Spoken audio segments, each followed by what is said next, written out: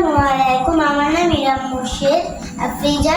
আজকে আমি আব্বুর মান্নাস কিচেন ভিডিও থেকে আলু চপ বানাবো। এটার জন্য কিমার জন্য যা যা লাগবে, প্রথমে কিমাকে সিদ্ধ করে কুচি করে কেটে নিয়েছি, ওর মরিচকে কুচি করে কেটে নিয়েছি, মরিচের মতো ধনিয়া পাতাগুলো কেটে নিয়েছি, এরপর পেঁয়াজগুলোকে কুচি করে কেটে নেওয়া আছে, ওর গোলমরিচ, এরপর ঝালমরিচ, হলুদ, ধনিয়া আর জিরা।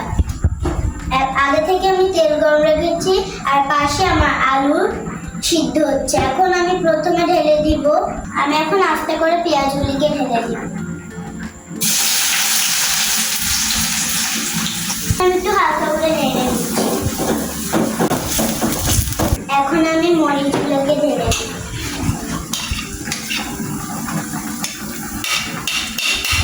এখন আমি ভালো করে এটাকে মিশিয়ে নেব।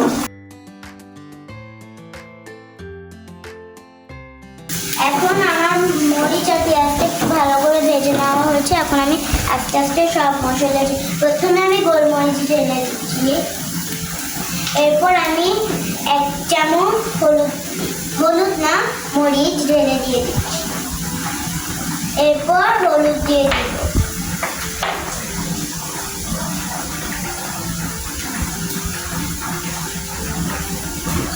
এরপর জিরা দিয়ে দিচ্ছি,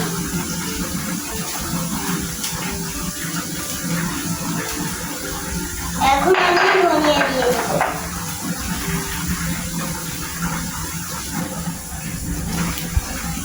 এখন আমি ভালো করে মিক্স করে নেব। এখন আমি পরিমাণ মতো লবণ ঢেলে দিচ্ছি। দেখবেন যে লবণ মিক্স হয়েছে, ভালো করে দেখবেন যে লবণটা যদি মিক্স হয়ে যায়। এখন আমি একটু চিনি দিব যদি টেস্টটা একটু ব্যালেন্স হয়। ভালো করে চিনিটাকে মিক্স করে নিতে হবে। আমার সব জিনিসপত্রগুলি মিক্স হয়ে গেছে। এখন আমি চিকেনটা, যেটা আগে থেকে কেটে রাখা হয়েছিল, ভালো করে ঢেলে দিচ্ছি। এখন আমরা এটাকে ভালো করে মিক্স করে নেব। এখন আমার কিমাটি হয়ে গেছে, আমি হালকা করে একটু নাড়া দিয়ে দিচ্ছি। এখন আমার কিমাটি হয়ে গেছে, এখন আমি বন্ধ করে দিতে।